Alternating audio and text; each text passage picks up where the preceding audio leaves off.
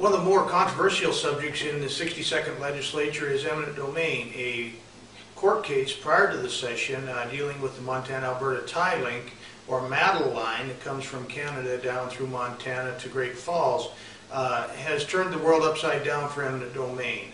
We've got policy in Montana Farm Bureau that we support the use of eminent domain strictly for public uses. The problem is the bill, or the MATL line, is a Canadian company that their only claim to being a public use is the fact that they got a certificate through the Major Facility Siting Act.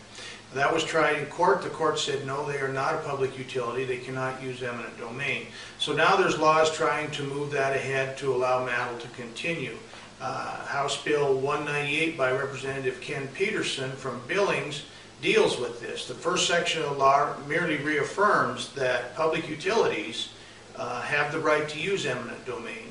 Our members in their policy have stated that we would support that part of the bill. The second part of the bill says that if you get a certificate or a permit through Montana, or for the Major Facility Siting Act, or MFSA, then you are able to use eminent domain. We would have to oppose that section of the bill. We've worked this bill in the halls, talked to all the members of the committees involved.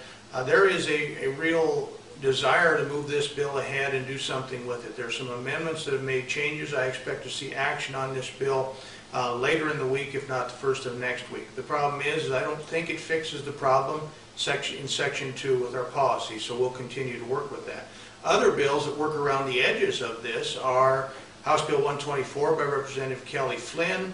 House Bill 124 sets up a process, actually, that's in law already for federal funded projects, on highway projects, that sets up a process that they have to go through in order to be able to use eminent domain. Montana Farm Bureau supports that. We support a process that keeps owners of property on the route in the loop, that makes it fair for them to deal with them, and we've supported that.